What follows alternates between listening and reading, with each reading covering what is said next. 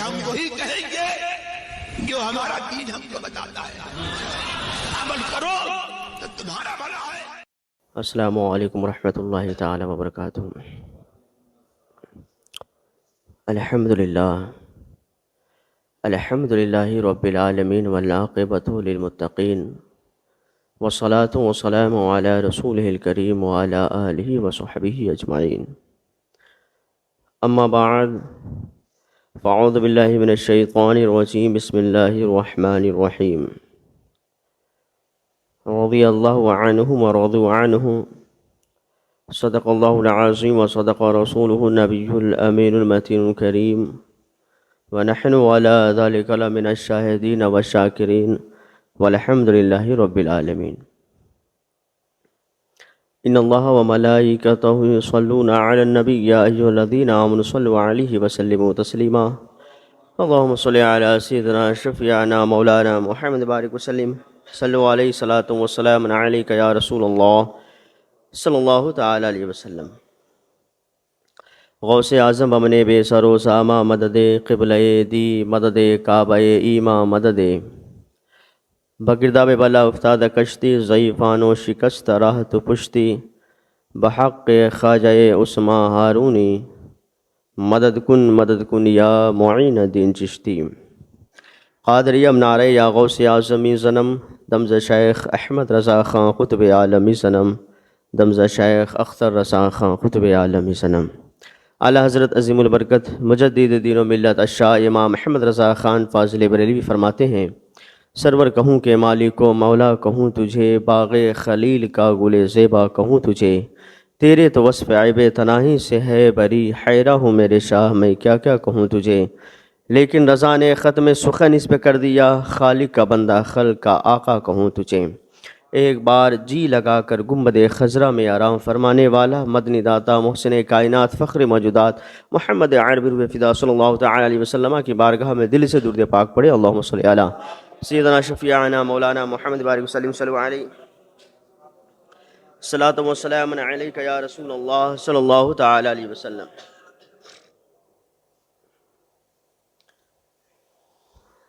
آج یوم الجمعہ ہے اور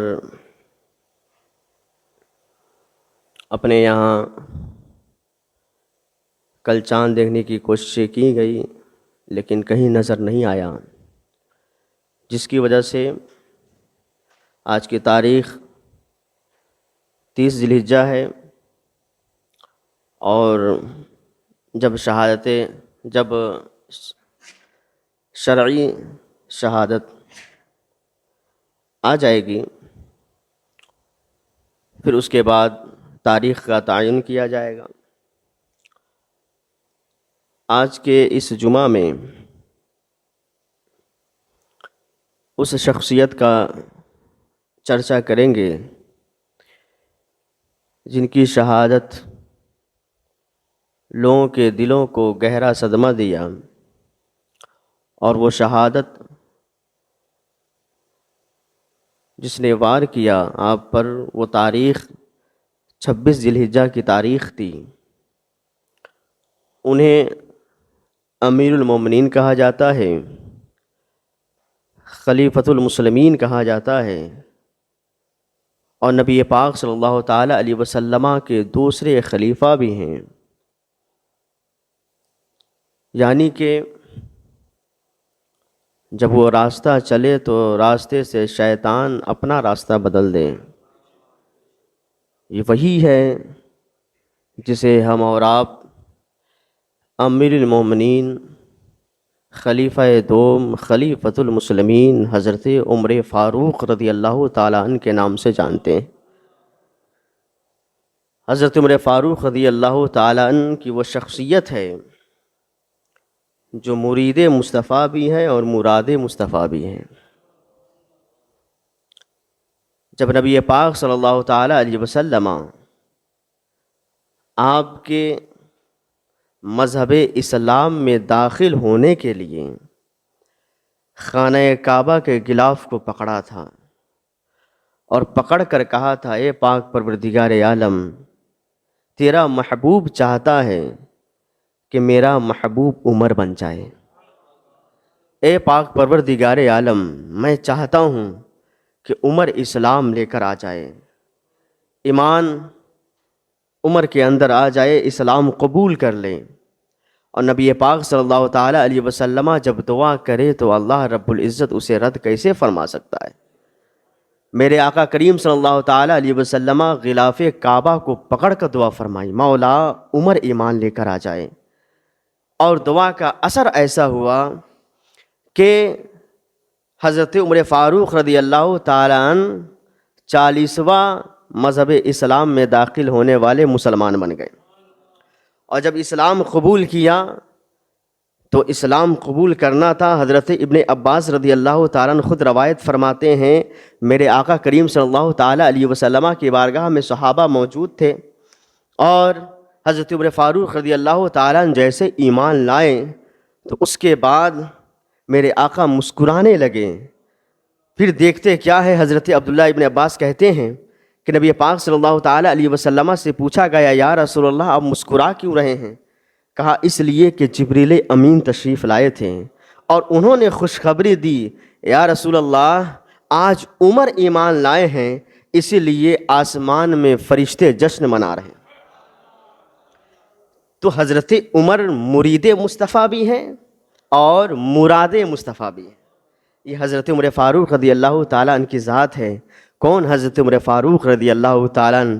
وہ حضرت عمر فاروق رضی اللہ تعالیٰ عنہ جن کے بارے میں نبی پاک صلی اللہ تعالیٰ علیہ وسلم ارشاد فرماتے ہیں کہ میرے بعد اگر کوئی نبی ہوتا تو وہ عمر ہوتا۔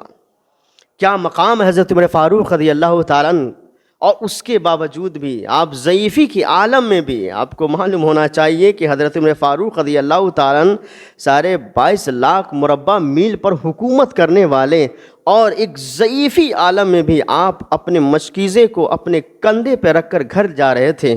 لوگوں نے پوچھا، اے عمر ایسا کیوں کرتے ہیں؟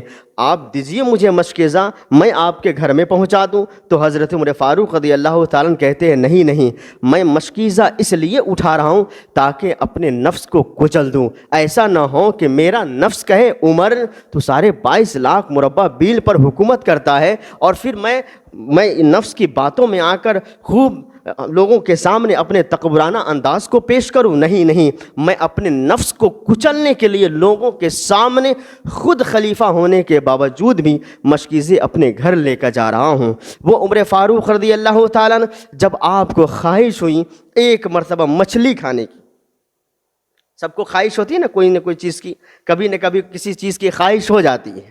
حضرت عمر فاروق رضی اللہ تعالیٰ عنہ کی بارگاہ میں آپ کا خادم ہے جن کا نام حضرت یرفع ہے۔ حضرت عمر فاروق رضی اللہ تعالیٰ عنہ کہتے ہیں، یرفع آج میری خواہش ہو رہی ہے کہ آج میں مچھلی کھاؤں۔ تو پھر حضرت یرفع کہتے ہیں کہ اے عمر فاروق رضی اللہ تعالیٰ عنہ، ٹھیک ہے میں مچھلی لے کر آؤں گا اور آپ کی خواہش کی تکمیل کر دوں گا۔ تھوڑے دیر کے بعد پھر حضرت عمر خود ہی کہتے ہیں، اے یرفع تم جاؤ گے 8 میل دور مچھلی لانے ساحل پر، اور پھر جا کر وہاں سے مچھلی لے کر پھر 8 میل دور واپس آؤ گے، یعنی کہ 16 میل دوری ہوئی، یعنی کہ 8 میل جانا 8 میل آنا، اور گھوڑے کو لے جاؤ گے۔ کل قیامت کے دن ایسا نہ ہو کہ مجھ سے پوچھا جائے گا تم نے ایک خواہش کے لیے اپنے گھوڑے کو 16 میل دوڑا دیا۔ کہتے ہیں، اے یرفع چھوڑو میں ترک کرتا ہوں، اور اتنی دور جانا پھر اتنی دور سے مچھلی لے کر آنا، میں چاہتا ہوں کہ میں مچھلی کھانا ترک کر دوں، میں اس خواہش کو ترک کر دوں۔ اب یرفع کہتے ہیں، اے عمر میں نے آپ کی بارگاہ میں اپنے زندگی کے کئی لمحات خرچ کر دیے، لیکن آج تک میں نے آپ کو یہ نہ دیکھا کہ کسی چیز کی آپ نے خواہش کی ہو، لیکن آج پہلی بار آپ نے خواہش کی ہے۔ یرفع کو نہ روکیے، یرفع کو نہ روکیے، آپ نے پہلی بار خواہش کی ہے مچھلی کھانے کی، میں چاہتا ہوں کہ لے کر آ جاؤں۔ حضرت عمر فاروق رضی اللہ تعالیٰ عنہ آپ ظہر کی نماز کے بعد خواہش کیے تھے، اور پھر ادھر آپ حضرت عمر فاروق رضی اللہ تعالیٰ عنہ اپنے کاشانے میں جیسے گئے ہیں، یرفع ہے، سوچنے لگتے ہیں کیوں نہ میں عصر سے پہلے میں وہاں جا کر اور مچھلی لے کر آ جاؤں، حضرت عمر فاروق رضی اللہ تعالیٰ عنہ کی خواہش کو پورا کر دوں۔ یرفع گھوڑے کو لیے ہیں اور پھر چلے گئے ہیں 16 میل دور پر آپ گئے اور جانے کے بعد وہاں سے آپ نے ایک تھیلا جو کہہ لیجیے یا ایک ٹوکڑا کہہ لیں، ایک ٹوکڑا مچھلی آپ نے خریدی اور خرید کر پھر واپس آئے، اور آنے کے بعد جیسے آپ واپس آئے ہیں حضرت فاروق رضی اللہ تعالیٰ عنہ عصر کی نماز پڑھ کر باہر تشریف لانے والے تھے۔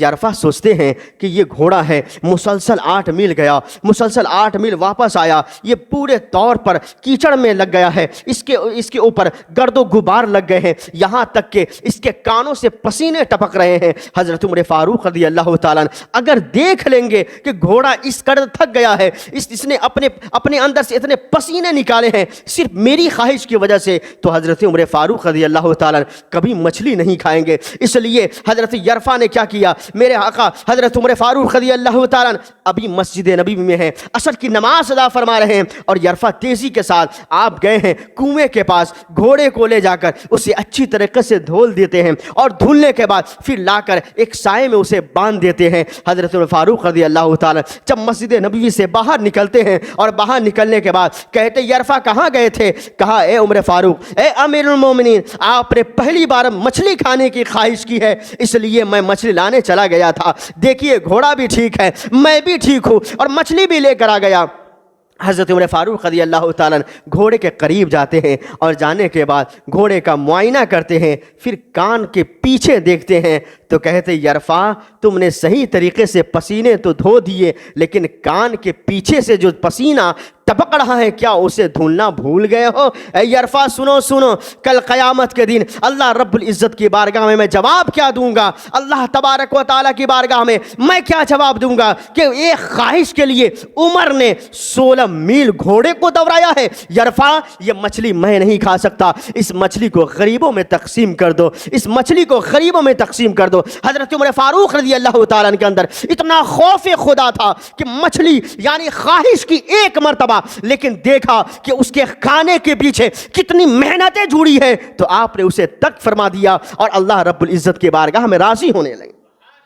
یہ حضرت عمر فاروق رضی اللہ تعالیٰ جو اپنے خواہش کو اس قدر ترک کر رہے ہیں، ایک خواہش ظاہر بھی کیا تو اسے چھوڑ دیا۔ یہ حضرت عمر فاروق رضی اللہ تعالیٰ نے، آپ کا معاملہ ایسا تھا، خود حضرت عمر فاروق رضی اللہ تعالیٰ جب آپ کو ڈاکٹر نے کہا، طبیب نے کہا کہ عمر آپ کی طبیعت علیل ہو رہی ہے، آپ کو چاہیے کہ شہد استعمال کریں، آپ شہد استعمال کیجئے، تو حضرت عمر فاروق رضی اللہ تعالیٰ خلیفۃ المسلمین ہیں، بیت المال آپ کے قبضے میں ہیں، آپ جتنا چاہیں نکال لیں، لیکن نہیں، وہ خلیفہ تھے، ان کا تو حال یہ تھا کہ تنکا کو دیکھ کر کہتے ہیں، تنکا اٹھا کر اپنے ہاتھ میں لیتے ہیں، کہتے ہیں کاش مولا تعالیٰ مجھے یہ تنکا بنا دیتا تو کل قیامت کے دن مجھے حساب و کتاب نہ لیتا، مجھ سے حساب و کتاب نہ لیا جاتا۔ وہ عمر جیسے ہی طبیب نے کہا شہد استعمال کیجئے تو حضرت عمر فاروق رضی اللہ تعالیٰ مسجد نبوی میں کھڑے ہوئے اور لوگوں سے مخاطب ہو کر کہا تھا، اے لوگوں، ڈاکٹر نے، طبیب نے مجھے شہد کھانے کا حکم دیا ہے، اگر آپ کی اجازت ہو تو بیت المال سے کیا میں کچھ رقم لے لوں جس کی وجہ سے شہد خرید لوں؟ یہ حضرت عمر فاروق رضی اللہ تعالیٰ نے، حضرت عمر فاروق رضی اللہ تعالیٰ کی یہ عادت کریمہ تھی، عشائیہ کھانا کھاتے اور پھر کھانے کے بعد آپ رعایا کو دیکھنے جاتے، گلیوں کا چکر لگاتے، کوئی بھوکا تو نہیں سو رہا ہے، کوئی لنگا تو نہیں سو رہا ہے، کوئی ایسا تو نہیں ہے جو پیاسا تڑپ رہا ہو، ایسا تو نہیں ہے جس کے گھر میں لالے پڑے ہوں۔ حضرت عمر فاروق رضی اللہ تعالیٰ گلیوں میں گھومتے، مدینے کے گلیوں میں دیکھتے کہ ایسا نہ ہو کسی گھر سے آہو فغا کی آوازیں آ رہی ہو اور عمر چین و سکون سے اپنے گھر میں سو رہا ہو۔ حضرت عمر فاروق رضی اللہ تعالیٰ اپنے خادم کے ساتھ جیسے ہی گشت کر رہے تھے، ایک مکان سے آواز آتی ہے اور بچوں کی رونے کی آواز، تیز آواز آنے لگتی ہے۔ حضرت عمر فاروق رضی اللہ تعالیٰ اس مکان کے قریب جاتے ہیں، دیکھتے ہیں چاروں طرف بچے بیٹھے ہیں، زارو قطار رو رہے ہیں۔ ایک ضعیفہ ہے جو اپنے چولہے پر ہانڈی ڈالی ہوئی ہے اور ہانڈی ابل رہا ہے، اور وہ ضعیفہ وہیں پر بیٹھی ہے، چاروں طرف سے بچے ہیں، زارو قطار رو رہے ہیں۔ حضرت عمر فاروق رضی اللہ تعالیٰ اندر داخل ہوتے ہیں، سلام و کلام کرنے کے بعد پوچھتے ہیں، اے ضعیفہ یہ بتائیے کہ آپ کے بچے یہ کیوں بلک رہے ہیں، کیوں رو رہے ہیں؟ وہ ضعیفہ کہتی ہے، اے مسافر سنو، اس کی رونے کی وجہ یہ ہے، یہ بھوکا ہے، کئی روز سے کھانا نہیں کھایا ہے، کئی روز سے اس کے پیٹ میں ایک لقمہ نہیں گیا ہے، اس لیے یہ زارو قطار رو رہے ہیں۔ حضرت عمر فاروق کہتے ہیں، اے ضعیفہ خاتون، تو آپ جلدی سے کھانا تیار کر کیوں نہیں ان بچوں کو کھلا دیتی ہو؟ وہ بچہ کھا کر سو لے گا، چین کی سانسیں لے لے گا۔ حضرت عمر فاروق نے جیسے کہا، وہ ضعیفہ عورت کہتی ہے، اے مسافر سنو، تمہیں ایسا لگتا ہے کہ اس ہانڈی میں کھانا بن رہا ہے، تمہیں ایسا لگتا ہے اس ہانڈی میں کھانے پک رہے ہیں، لیکن مسافر سنو، اس ہانڈی میں کھانا موجود نہیں ہے، اس ہانڈی میں کوئی کھانا موجود نہیں ہے، جانتے ہو اس ہانڈی میں پانی ہے اور پتھر ہے جو ابل رہا ہے۔ اتنا کہنا تھا۔ حضرت عمر فاروق رضی اللہ تعالیٰ عنہ کہتے ہیں، ایسا کام تم کیوں کر رہی ہو؟ کہنے لگتی ہے، میں اس لیے کر رہی ہوں تاکہ بچے دیکھنے لگے اور یہ امید پر رکھے کہ جیسے کھانا پک جائے گا میری ماں کھانا نکال کر مجھے دے دے گی، میں کھانا کھا لوں گا۔ اس انتظار میں وہ رہیں گے اور اسی انتظار میں اسے نیند آ جائے گی، اس کے بعد وہ سو جائیں گے، پھر اس کے بعد میں بھی سو جاؤں گی۔ حضرت عمر فاروق رضی اللہ تعالیٰ کہتے ہیں کہ ایسی بات ہے، اتنا کہنا تھا۔ حضرت عمر فاروق رضی اللہ تعالیٰ کی آنکھوں سے آنسو کے قطرات جاری ہو گئے، آپ رونے لگے، زارو قطار رونے لگے، اور اس کے بعد وہ ضعیفہ کہتی ہے، اے مسافر سنو، اللہ تبارک و تعالیٰ کی بارگاہ میں میرا اور عمر کا فیصلہ اللہ رب العزت خود فرمائے گا۔ حضرت عمر فاروق رضی اللہ تعالیٰ کہتے ہیں، عمر کے بارے میں ایسا کیوں کہتی ہو؟ وہ ضعیفہ کہتی ہے، اے مسافر سنو، میں عمر کے بارے میں اس لیے کہہ رہی ہوں کہ عمر خلیفۃ المسلمین ہے، امیر المومنین ہے، کیا میری حالات سے وہ واقف نہیں ہے؟ حضرت عمر فاروق کہتے ہیں، اے ضعیفہ ہو سکتا ہے کہ عمر تیرے بارے میں معلوم نہ رکھتے ہو، اے ضعیفہ تیرے بارے میں، تیری فاقہ کشی کے بارے میں عمر نہ جانتے ہو، اتنا کہنا تھا۔ وہ ضعیفہ کہتی ہے، تو پھر عمر امیر المومنین کیسے بن گئے؟ امیر المومنین کیسے بن گئے؟ خلیفۃ المسلمین کیسے ہو گئے؟ یہ ان کو اتنا بھی معلوم نہیں ہے کہ مشرق سے لے کر مغرب اور مغرب سے لے کر مشرق میں کون بھوکا سو رہا ہے، کیا اسے اتنا تک خبر نہیں؟ حضرت عمر فاروق رضی اللہ تعالیٰ اور رونے لگے، اور اس کے بعد روتے ہوئے اس گھر سے باہر نکلے ہیں، اور باہر نکلنے کے بعد بیت المال تشریف لے جاتے ہیں، اور ایک آٹے کے بورے کو اپنے کندھے پر لیتے ہیں، اناج غلہ لیتے ہیں، اپنے کندھے پر رکھتے ہیں، اور پھر اس ضعیفہ کے گھر جانے لگتے ہیں۔ آپ کا خادم کہتا ہے، اے امیر المومنین، آپ خلیفۃ المسلمین ہیں، آپ مجھے دے دیجئے تاکہ میں اپنے کندھے پر اسے رکھ لوں، میں اس غلے کو اپنے کندھے پر، اپنے پشت پر لے جا کر اس ضعیفہ کے گھر پہنچا دیتا ہوں۔ حضرت عمر کہتے ہیں، سنو، آج میرے بوجھ کو تم برداشت کر سکو گے، لیکن کل قیامت کے دن اللہ رب العزت ہم سے پوچھے گا، تو بتاؤ وہاں تم جواب دو گے؟ وہ خادم کہتا ہے، نہیں، اے عمر، واقعی آپ خلیفۃ المسلمین ہیں، اور واقعی آپ نبی پاک صلی اللہ تعالی علیہ وسلم کے سچے جانشین اور خلیفہ۔ جیسے ہی حضرت عمر فاروق رضی اللہ تعالیٰ اس غلے کو اپنے کندھے پر رکھتے ہیں اور رکھ کر اس ضعیفہ کے گھر جاتے ہیں، اور جانے کے بعد اس غلے کو اس ضعیفہ کو دے دیتے ہیں، پھر ضعیفہ بڑا خوش ہوتی ہے اور کہتی ہے، مسافر، اللہ تبارک و تعالیٰ تجھ سے راضی ہو جائے، اور کاش عمر کی جگہ تو خلیفہ ہوتا، کاش عمر کی جگہ تو خلیفہ ہوتا۔ حضرت عمر فاروق رضی اللہ تعالیٰ پھر رونے لگتے ہیں، کہتے ہیں، اے ضعیفہ، جسے تم کوش رہی ہو، جسے تم کہہ رہی ہو، جانتی ہو یہی وہ عمر ہے، یہی وہ عمر ہے۔ وہ ضعیفہ پھر تڑپنے لگتی ہے، رونے لگتی ہے، کہا مجھے معاف کر دو عمر، تجھے ایسے ہی میرے مصطفیٰ نے پسند نہیں فرمایا، ایسے ہی نہیں پسند فرمایا۔ وہ حضرت عمر کی ذات ہے۔ حضرت عمر فاروق رضی اللہ تعالیٰ جب خلیفہ بنے تو بہت سے فتویٰ آپ نے حاصل کیا، یہاں تک کہ حضرت عمر فاروق رضی اللہ تعالیٰ بیت المقدس بھی فتح فرمائی، یہاں تک کہ آپ نے کسرا بھی فتح کیا، یہاں تک کہ آپ نے قادسیہ بھی فتح کیا، اور جنگ قادسیہ کے بارے میں تو تمام لوگ سب یہی سوچ رہے تھے کہ قادسیہ کیسے فتح ہو جائے، اور اس جنگ کے بارے میں ہر لوگ سوچتے تھے. لیکن حضرت عمر فاروق رضی اللہ تعالیٰ عنہ، آپ نے حضرت سعد بن وقاص رضی اللہ تعالیٰ عنہ کو 36,000 لشکر دے کر، آپ کو سپہ سالار بنا کر قادسیہ کے لیے بھیجا. اور جانتے ہیں جب یہ قادسیہ کے لیے گئے، 36,000 کا لشکر ہے، جنگ قادسیہ ہونے ہیں، اور ادھر کفار و مشرکین نے 1,20,000 کا لشکر بھیجا مسلمانوں کے مقابلے میں. جب حضرت سعد بن وقاص رضی اللہ تعالیٰ عنہ، آپ نے وہاں کے صورتحال کو لکھ کر حضرت عمر فاروق رضی اللہ تعالیٰ عنہ کی بارگاہ میں پیش کیا. حضرت عمر فاروق رضی اللہ تعالیٰ عنہ نے اسے پڑھا. پھر آپ نے خط لکھا، قاصد کو بھیجا کہ جاؤ سعد بن وقاص کو یہ خط دے دینا. حضرت سعد بن وقاص نے اس خط کو لیا تو پڑھا. حضرت عمر کہتے ہیں ان کے تعداد پہ نہ جا، بلکہ اللہ پر بھروسہ رکھ، اللہ پر بھروسہ رکھ. ان کے تعداد پر نہ جا، نہ ان کے اسلحہ پر جاؤ، بلکہ اللہ پر بھروسہ رکھو. اللہ تبارک و تعالیٰ تجھے ہی فتح یابی عطا فرمائے گا. حضرت عمر مدینہ میں ہیں اور دعا فرما رہے ہیں. ادھر حضرت عمر فاروق رضی اللہ تعالیٰ عنہ یا تمام جو لوگ مدینہ منورہ میں تھے اور ہر جگہ جہاں مسلمان ہوتے تھے، ہر کسی کی خواہش ہوتی تھی کہ جنگ قادسیہ مسلمان فتح کر لے، مسلمان فتح کر لے. حضرت عمر فاروق رضی اللہ تعالیٰ عنہ بے چینوں پہ قرار رہتے تھے، سوتے تک نہیں تھے. اور پھر مدینہ منورہ سے باہر نکل کر جو راستہ قادسیہ کے لیے جاتا تھا، ہمیشہ وہاں ٹھہر جاتے تھے. اس انتظار میں تھے کہ قاصد آ کر کچھ تو خبر دیتا، قاصد آتا کچھ خبر دیتا. اسی طرح آپ نے مدینہ منورہ کے باہر نکل کر قادسیہ راستے پر کھڑے ہیں.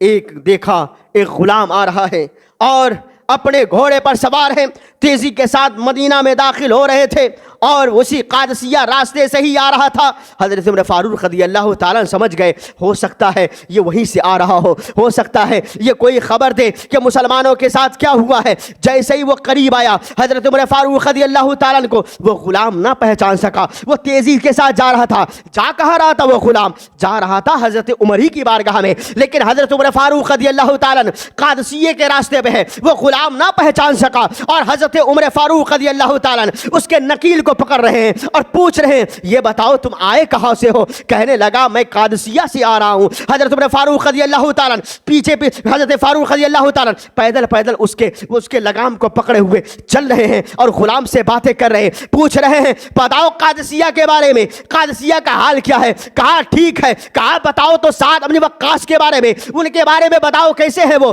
کہتے وہ بھی صحیح ہے. پھر کہتے حضرت عمر فاروق یہ تو بتاؤ جنگ قادسیہ ہوا یا نہیں؟ کہنے لگا ہاں جنگ قادسیہ ہو گیا ہے. پھر وہ غلام جیسے ہی کہا حضرت عمر فاروق کہتے ہیں یہ تو بتاؤ کہ جنگ قادسیہ کی فتح کس کی ہوئی ہے، کس نے جنگ جیت لی ہے، کس نے جنگ کو جیتا ہے؟ اتنا کہنا تھا. وہ غلام کہتا ہے مسلمانوں کی فتح یابی ہوئی ہے، مسلمان جنگ جیت لیے ہیں. اتنا کہنا تھا اور باتیں ہو رہی تھی. اسی لمحے میں جیسے ہی مدینہ منورہ کے گلی ختم ہوئے، مدینہ منورہ کے اندر جیسے ہی داخل ہوئے، لوگوں نے کہنا شروع کر دیا السلام علیکم یا امیر المومنین. اتنا کہنا تھا وہ غلام گھوڑے سے نیچے اتر گیا اور اترنے کے بعد قدموں میں گر گیا. کہا مجھے گستاخی ہو گئی ہے، مجھ سے بڑی گستاخی ہو گئی ہے. آپ خلیفۃ المسلمین ہیں، امیر المومنین ہیں، اور آپ میرے گھوڑے کے لگام کو پکڑ کر آپ داخل ہو رہے ہیں اور آپ مجھ سے سوال کر رہے ہیں. اے عمر آپ پہلے ہی کہہ دیتے میں خلیفۃ المسلمین ہوں، میں امیر المومنین ہوں، میں عمر فاروق ہوں، تو میں کبھی بھی گھوڑے پر سوار نہ ہوتا اور آپ کو اس طرح پیدل نہ چلاتا. حضرت عمر کہتے ہیں سنو میرے مصطفیٰ نے مجھے سکھایا ہے نہ تو غلام میں کوئی فرق پڑتا ہے نہ کوئی آقا میں فرق ہے، سب برابر ہے. کیونکہ جو مصطفیٰ سے محبت کرتے ہیں چاہے وہ آقا ہو چاہے وہ غلام ہو، سب ایک فہرست میں داخل ہو جایا کرتے ہیں، سب ایک صف میں داخل ہو جایا کرتے ہیں.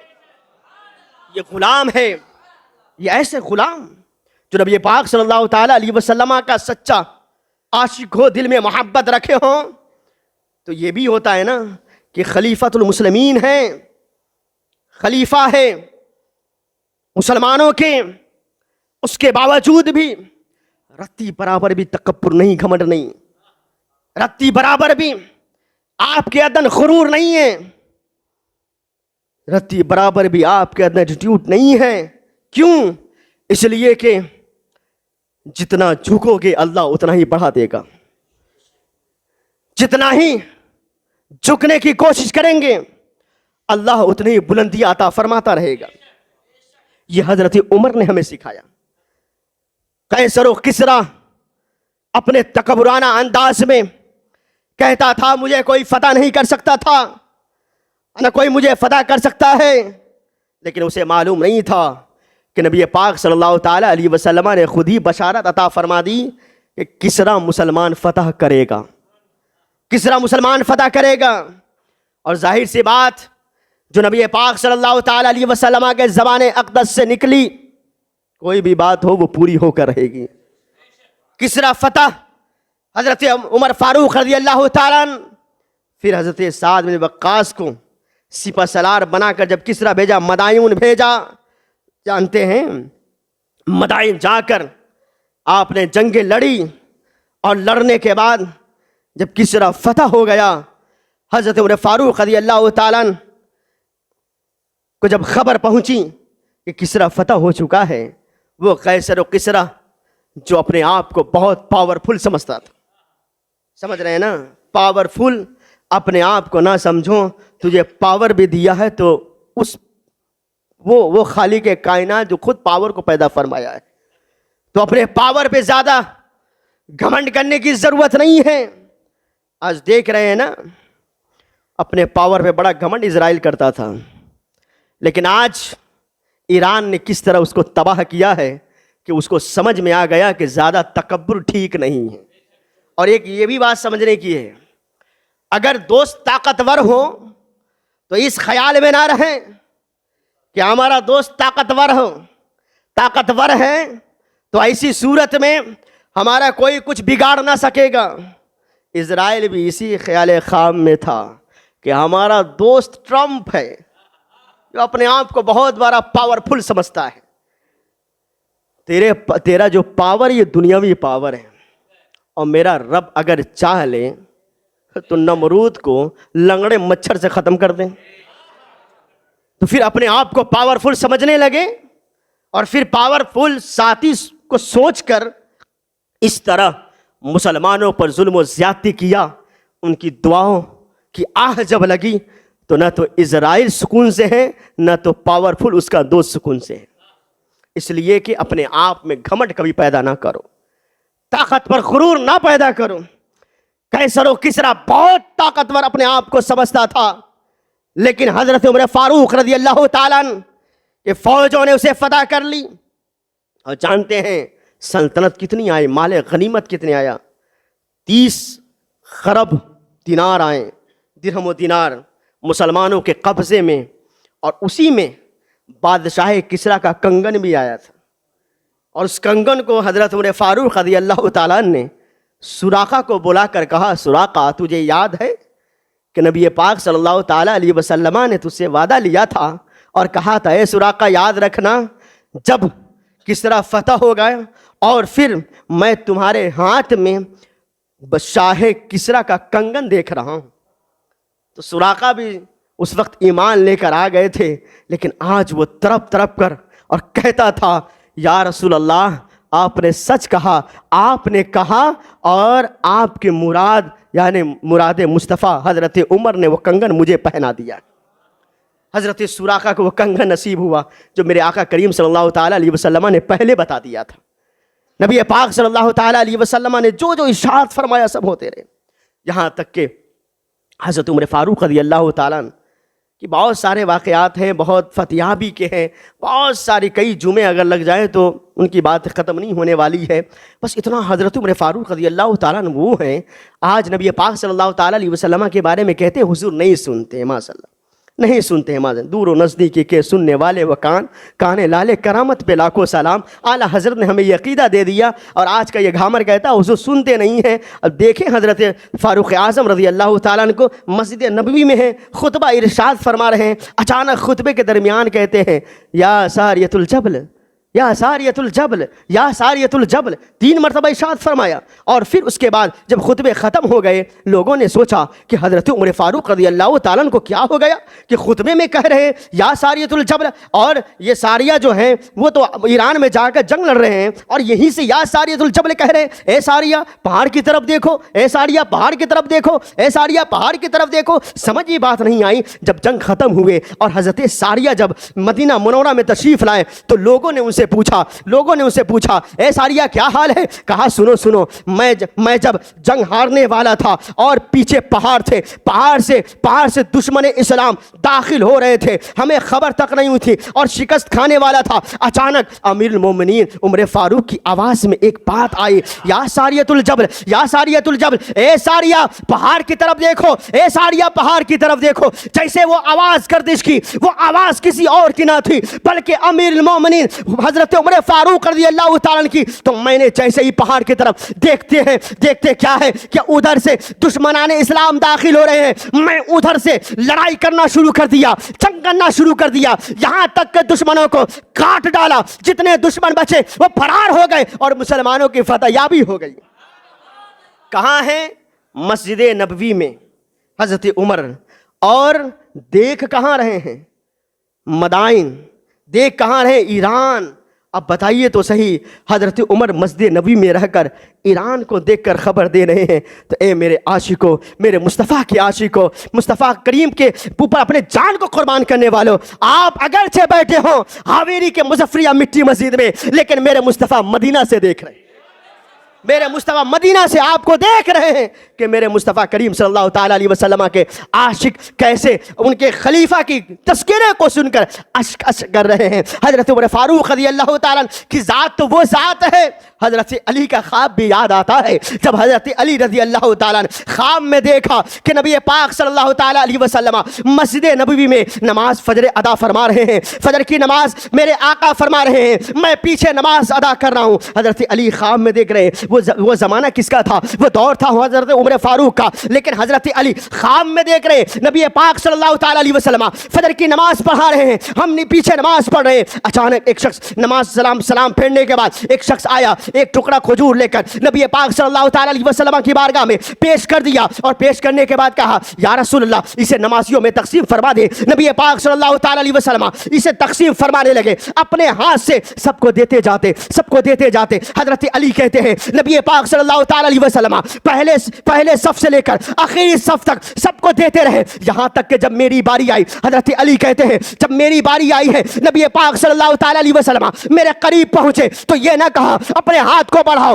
کہتے علی اپنے منہ کو کھولو. میں نے منہ کو کھولا. حضرت علی رضی اللہ تعالیٰ عنہ کہتے ہیں جیسے میں نے اپنے منہ کو کھولا میرے آقا کریم صلی اللہ تعالیٰ علیہ وسلم کھجور میرے منہ کے اندر ڈال دیا. میں کھانے لگا. میرے آقا کریم صلی اللہ تعالیٰ علیہ وسلم سے میں نے کہا یا رسول اللہ میں 3 دن کا فاقہ ہوں اور مجھے کھلا دے. نبی پاک صلی اللہ تعالیٰ علیہ وسلم نے دوبارہ عطا نہ فرمائے اور آگے بڑھ گئے. اتنے دیر میں میری آنکھ کھل گئی, فجر کی اذان ہو گئی. میں مسجد نبوی کی طرف چلنے لگا. جیسے مسجد نبوی کے اندر داخل ہوا میں نے سنت پڑھی, اور سنت پڑھنے کے بعد جیسے میں بھی صف میں داخل ہو گیا, دیکھتا کیا ہو فجر کی نماز حضرت عمر فاروق پڑھا رہے ہیں. فجر کی نماز جیسے آپ نے پڑھایا ہے اسی طرح جیسے خواب تھے حضرت عمر فاروق جیسے سلام پھیرے ہیں. دیکھتے کیا ہے, ایک شخص ہے جو ٹوکرے میں کھجور لے کر حاضر ہو گیا.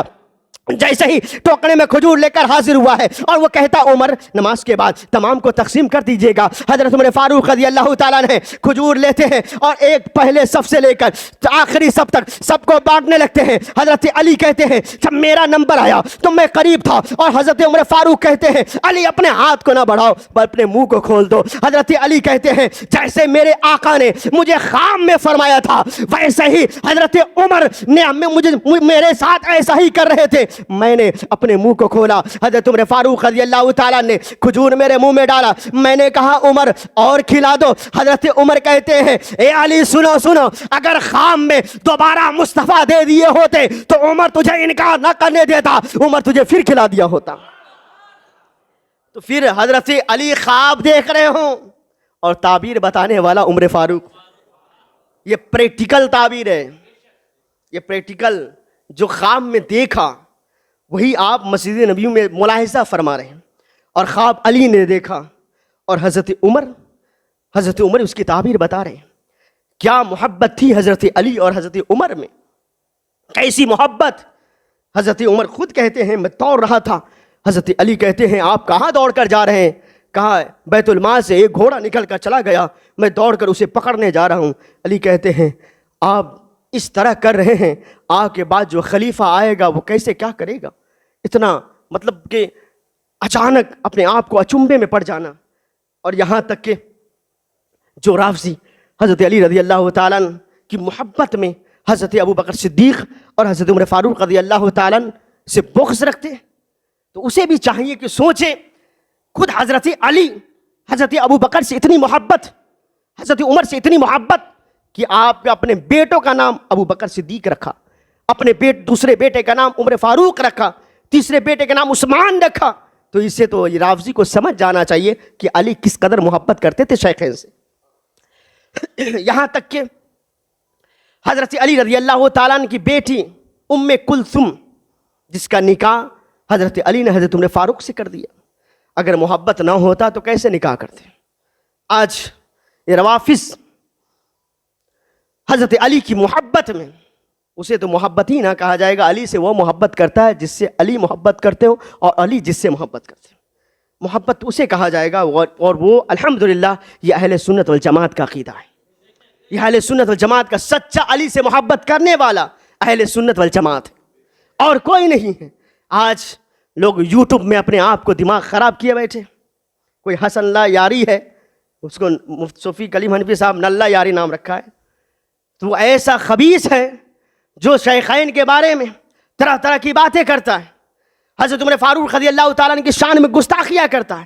بتائیے تو صحیح، اگر حضرت عمر کے شان میں گستاخیاں کرے گا تو حضرت عمر کون ہے؟ وہ حضرت علی کے داماد ہوئے. تو جو داماد کو گالی دے گا تو سسر اس کو اپنائے گا. یہ اپنے آپ کو علی علی کہتے ہیں اور خود ان کی شانوں میں یہ گستاخیاں کرتے ہوئے نظر آتے. حضرت عمر فاروق رضی اللہ تعالیٰ عنہ حضرت امام حسن سے کس قدر محبت کرتے تھے، امام حسین سے کس قدر محبت کرتے تھے، اہل بیت اطہار سے کس قدر محبت کرتے تھے، یہ پورا ایک چیپٹر ہے. یہاں تک کہ حضرت عمر فاروق رضی اللہ تعالیٰ عنہ اپنے دارالخلافت میں اتنی فتوحات کیے اور محبت کے اس قدر دریا بہائیں، لیکن ایک وقت آیا حضرت عمر خود ہی کہتے ہیں کہ میں دعا کرتا تھا مولا مجھے مدینہ میں موت آئے اور شہادت کی موت آئے. ہمیشہ دعا کرتے تھے. اور وہ بھی حدیث کو یاد رکھیں، جب نبی پاک صلی اللہ تعالیٰ علیہ وسلم احد پہاڑ پہ چڑھ رہے تھے، جب احد پہاڑ جنبش کرنے لگا تو نبی پاک نے فرمایا اے احد پہاڑ سن لے، تو تیرے اوپر ایک نبی ہے، ایک صدیق ہے اور تو شہید ہے. تو اتنا کہنا تھا، پہاڑ رک گیا. یہ حضرت عمر فاروق رضی اللہ تعالیٰ عنہ نے بھی دعا فرمایا، اور ادھر نبی پاک صلی اللہ تعالیٰ علیہ وسلم نے پہلے ہی بشارت دے دی. اور اس میں کون تھے؟ ایک نبی پاک صلی اللہ علیہ وسلم تھے، ایک صدیق اکبر تھے، ایک حضرت عمر فاروق، ایک حضرت عثمان غنی. یہ دونوں شہید ہوئے. تو پہلے ہی میرے آقا نے بشارت دے دی تھی. عمر تو وہ عمر ہے جن کی حکومت ایسی حکومت کہ دریائے نیل پر بھی حکومت. حضرت عمرو بن عاص نے کہا تھا دریائے نیل کا حال یہ ہے کہ یہاں پر اگر ایک کنواری لڑکی کو سوار کر اس کے اندر دفن کر دیا جاتا ہے تو دریائے نیل چلتا ہے. حضرت عمر کو معلوم ہوا، کہا کہ یہ سب بیکار کی چیزیں ہیں. آپ نے خط لکھ کر بھیج دیا، اے دریائے نیل سنو، اگر تم اپنی مرضی سے چلتے ہو تو مت چلنا، اور اگر اللہ تبارک و تعالیٰ تجھے چلاتا ہے، اس کی مرضی سے چلتا ہے تو چلتے رہنا. جیسے ہی وہ کاغذ کا ٹکڑا ہے دریائے نیل میں ڈال دیا گیا تو اس وقت جو بہا آج تک بہ رہا ہے. حضرت عمر کی ذاتی ہے. جیسے ہی مدینہ میں قحط سالی پڑی اور زلزلہ پیدا ہوا، حضرت عمر نے اپنے عصا کو مار کر زمین پر کہا زمین سنو، کیا تیرے پشت پر عمر نے عدل و انصاف کا جھنڈا نہیں گاڑا؟ اگر گاڑا ہے تو اسی وقت رک جا. جیسے فرمایا رک گیا. تو یہ حضرت عمر فاروق رضی اللہ تعالیٰ نے آپ شہادت کی دعا کرتے، اور یہی ہوا کہ ایک حضرت مغیرہ بن شعبہ رضی اللہ تعالیٰ کا غلام جسے ابو لولو فیروز کہتے ہیں، اس نے حضرت عمر فاروق رضی اللہ تعالیٰ کی بارگاہ میں آ کر کہا کہ عمر مجھ پر زیادہ محصول مغیرہ بن شعبہ ڈالتے ہیں. تو حضرت عمر فاروق رضی اللہ تعالیٰ اسے سن کر آپ نے کہا جو حضرت مغیرہ بن شعبہ کہتے ہیں وہ صحیح کہتے ہیں. وہ چلا گیا اور دشمنی پیدا کر لیا اور اس کے اور اس کے بعد پھر وہ فجر کے وقت آیا، 26 ذی الحجہ کو فجر کے وقت خنجر میں زہر لگا کر آ کر پہلی صف میں داخل ہو گیا، اور حضرت عمر فاروق رضی اللہ تعالیٰ نماز کی حالت میں تھے، اسی نماز کی حالت میں آپ پر وار کر کر آپ کو زخمی کر دیا، یہاں تک کہ 26 ذی الحجہ کو آپ زخمی ہوئے، اور پھر کتابوں میں موجود ہے 3 دن تک آپ بحیات رہے، اس کے بعد آپ دفن کر دیے گئے۔ کہاں دفن کیے گئے؟ وہاں دفن کیے جہاں کے بارے میں نبی پاک صلی اللہ تعالیٰ علیہ وسلم خود ارشاد فرماتے ہیں، روافض آج یہ کہتے ہیں نا کہ غدیر خم کے موقع پر حضرت علی کے ہاتھ کو پکڑ کر نبی پاک صلی اللہ تعالیٰ علیہ وسلم نے کہا جس کا مولا علی ہے اس کا مولا میں ہوں، لیکن یہ بھول جاتے ہیں کہ نبی پاک صلی اللہ تعالیٰ علیہ وسلم جب مسجد نبوی سے نکلے تھے، ایک ہاتھ میں حضرت ابو بکر صدیق کے ہاتھ کو لیا تھا، دوسرے ہاتھ میں حضرت عمر فاروق کے ہاتھ کو لیا تھا، اور اس کے بعد چلے تھے اور کہا سنو یہ میرے 2 خلیفہ، 2 بازو، یہ میرے 2 وزیر ہیں، جس طرح میں ابھی چل رہا ہوں قیامت کے دن اسی طرح اٹھایا جاؤں گا۔ یہ حضرت عمر فاروق رضی اللہ تعالیٰ عنہ کی ذات بابرکات ہے۔ جب آپ شہید ہونے لگے اپنے بیٹے سے کہا عائشہ رضی اللہ تعالیٰ عنہ سے اجازت لے لینا، اگر وہ اجازت دے دے تو مجھے نبی پاک صلی اللہ تعالیٰ علیہ وسلم کے پہلو میں دفن کر دینا۔ حضرت عائشہ صدیقہ رضی اللہ تعالیٰ عنہ جب ان کے پاس اب حضرت عبداللہ جا کر کہنے لگے یہ حضرت عائشہ صدیقہ رضی اللہ تعالیٰ عنہ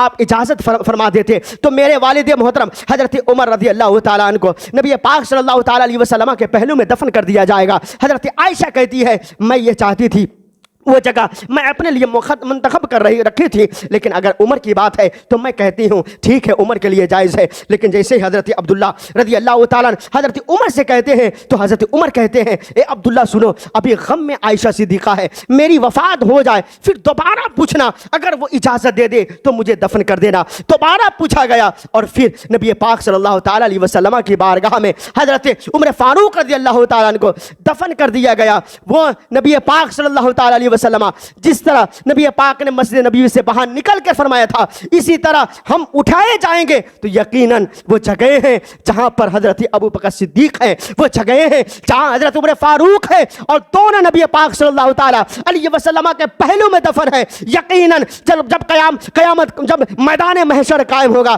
سب اپنے قبروں سے اٹھائے جائیں گے، تو نبی پاک صلی اللہ تعالیٰ علیہ وسلم اپنے دونوں یار کے ہاتھوں کو پکڑ کر اور پھر قبر انور سے ظاہر ہوں گے، اور پھر آپ لوگ دیکھتے ہوئے نظر آئیں گے۔ اے لوگوں سنو، جو مرتبہ جو مقام نبی پاک صلی اللہ تعالیٰ علیہ وسلم حضرت ابو بکر صدیق حضرت عمر فاروق رضی اللہ تعالیٰ کا بتایا تھا، اور وہی مرتبہ اہل سنت والجماعت اپنے عقیدوں کو لے کر قبر میں جائیں گے، وہ تو عش کریں گے، لیکن جو شیخین کو گالیاں دیتے ہیں، جو شیخین کے بارے میں الٹ سیدھت باتیں کرتے ہیں، جانتے ہیں نہ تو حضرت علی اس کا ہوں گے، نہ تو صدیق اس کے ہوں گے، نہ نبی پاک صلی اللہ تعالیٰ علیہ وسلم اس کے ہوں گے۔ تو بتائیے جس کے نہ نبی ہو، جس کے نہ ابو بکر صدیق ہو، نہ جس کے عمر فاروق ہو، نہ جس کے عثمان غنی ہو، نہ جس کے اہل بیت اطہار بالخصوص حضرت علی ہو، تو اس کا مقام کیا ہوگا؟ نہ تو ابو بکر صدیق کے جھنڈے میں ہوگا، نہ عمر فاروق کے جھنڈے میں ہوگا، نہ عثمان غنی کے جھنڈے میں ہوگا، نہ علی مرتضیٰ کے جھنڈے میں ہوگا۔ تو اس کا جھنڈا کہاں ہوگا وہ خود تلاش کرے گا، لیکن قربان جائے اہل سنت والجماعت کے عقیدے پر، وہ جب چاہے گا ابو بکر صدیق کے جھنڈے میں آ سکتا ہے، وہ جب چاہے گا عمر فاروق کے جھنڈے میں آ سکتا ہے، وہ جب چاہے گا عثمان و علی کے جھنڈے میں آ سکتا ہے، وہ جب چاہے گا جس صحابہ سے محبت کرتا تھا اس صحابہ کے جھنڈے میں آتا ہوا نظر آئے گا۔ یہ تو اہل سنت والجماعت کا عقیدہ ہے، اور اہل سنت والجماعت کا عقیدہ یہ وہی عقیدہ ہے جو جنت میں لے جانے والا ہے۔ اور جتنے بد عقیدے ہیں جو ابھی بہت ادھر ادھر کی باتیں کرتے ہیں، لیکن یاد رکھیں یہ یہی کرتے رہ جائیں گے، یہی کرتے رہ جائیں گے۔ کل قیامت کے دن اسے سمجھ میں آئے گا جو اہل سنت والجماعت کا عقیدہ وہ کیسا عقیدہ ہے۔ یہ جیسے روافض طرح طرح کی باتیں، ایسی باتیں کرتے ہیں جس کی وجہ سے وہ کافر مرتد ہیں، کافر ہو گئے، اور آج لاکھ دعویٰ کر لیں کہ علی والے یہ ہیں، اپنے آپ کو علی والے کہہ لیں، اپنے آپ کو مولائی کہہ لیں، لیکن کبھی یہ علی والے نہیں ہو سکتے ہیں، کبھی یہ مولائی نہیں ہو سکتے ہیں۔